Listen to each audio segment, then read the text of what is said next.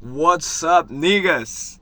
Why are we not wine maxing? So I just did this video in Portuguese, but I want to do it in English as well, just for the record, because I was talking about tobacco a long time before everybody else was talking about tobacco, and I don't have the record for that.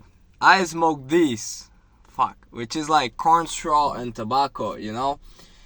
That's like the most base way of having tobacco, as far as I see. Like, cigars are fine as well, but they are pretty fucking expensive. So that's the way I have. And so why are we not wine maxing?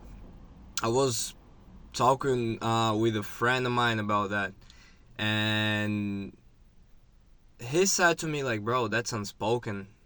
I never seen nobody talking about that before. So just for the record, I wanna show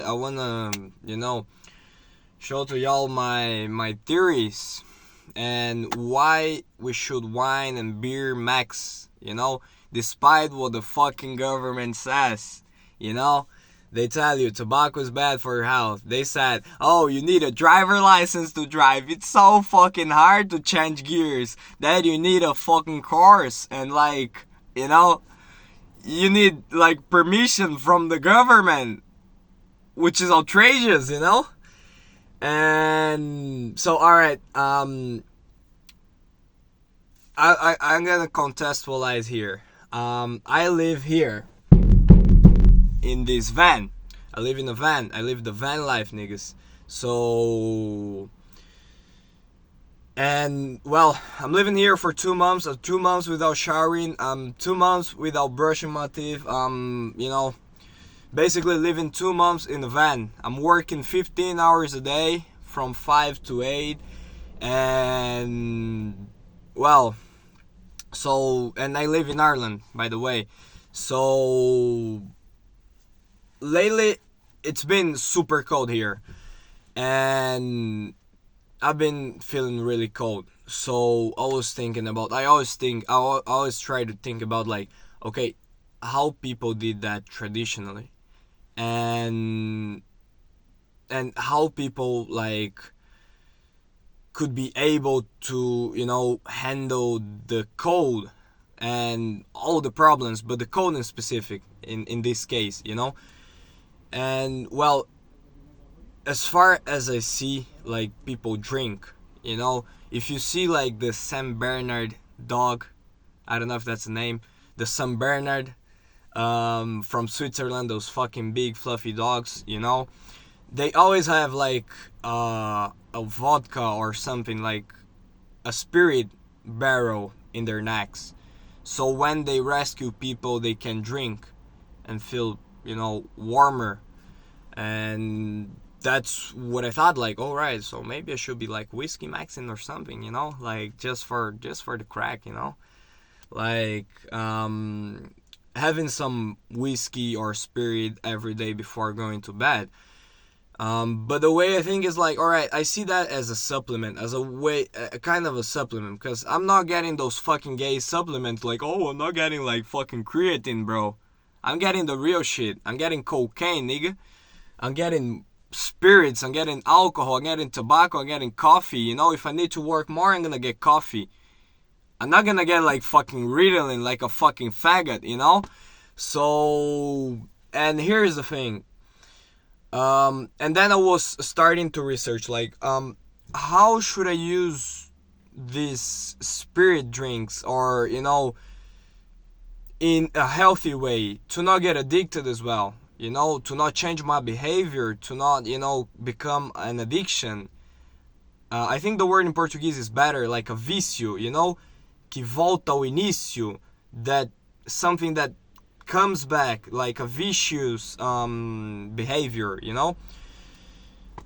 And then I started to research how people used to drink, and what I found was pretty interesting, because what I found was that people used to drink during the Middle Ages, for example, like from 1 to 3 liters of wine or beer a day.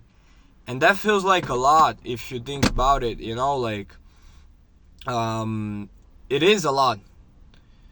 if you compare to nowadays, and especially like when people are drinking a lot of water, because it wasn't possible to drink that much water like without getting diarrhea or like poisoning from water or something. So then what I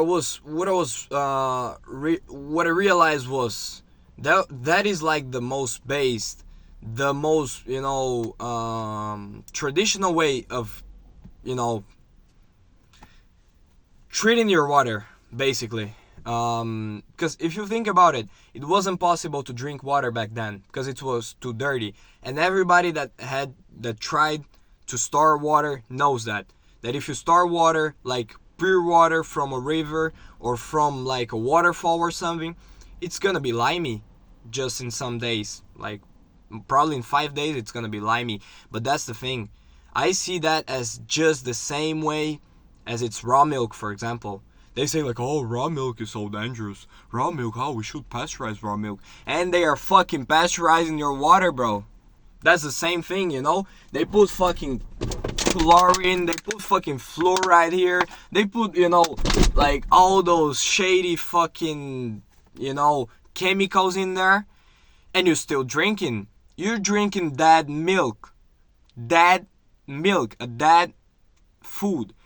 And you're drinking that water. It's the same, You see some people saying, oh, you should structure your water with magnets and put magnesium and, minerals.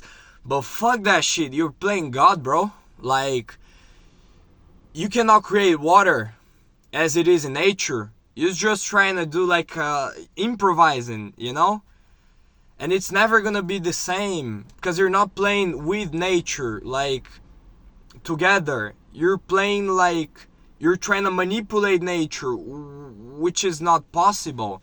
And then you have like a bad quality water in the end of the day. I do think drinking water maybe from a river or like straight from the forest source, when the water is flowing, is in movement, and it's in contact with the sun, it's structured, it's fine, it's nice, it's optimal. But then if you have to storage water, how can you do it? How can you hydrate yourself during the day? So that's my theory. I believe having fruit, having milk, and having, these beverages is probably the best and most traditional way of having, of hydrating, Even from the nutritional perspective, from through all history, and obviously I talk about good quality shit. I'm talking about good quality tobacco. I'm talking about good quality wine. I'm not talking about like wine full of chemicals, sulfites, and preservatives and shit. No, but that's implicit, So what I mean is, getting good quality wine is probably a lot better than getting like bad quality water.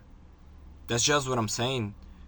And I mean, even from a nutritional perspective, all through all medicine history, like through coming from Hippocrates, Galeno, the Middle Ages, all traditional cultures, they pray for the wine, they thank for the wine, and they use that as a way of medicine. In the end of the day, it's just a fermented beverage. It's like your fucking gay kombucha or your kefir, It's just a fermented drink. It's like having pickles. It's like having sauerkraut, It's good for your microbiome. And my theory, what I think is, having wine or having beer, like, homemade and shit, it's probably a lot better than having this fucking gay water that has even hormones. And everybody who has like or reverse osmosis fucking filter knows that. It's full of hormones, because women that are taking those fucking pills, those hormone pills, they are excretating, they are spilling in the same pipes for water and the treatment water, I don't know the name, the place that they treat the water, they're going all there, and they can take, like, they clean it. It's visually alright, but still shit. You know, it's still fucking shit, bro. And well, that's the reason I think we should be wine maxing. And then it comes to the main problem, like, why am I still drinking the gay water? I'm not gonna lie to myself saying, oh, it's not that bad. No, it is bad, but that's what I have. I don't have enough money to buy good quality wine every day, you know? That's the only reason. Oh, but if they catch you drink driving is feeling alive, nigga. So, I'm gonna keep drink driving, you know? I'm gonna keep drink driving every day, you know?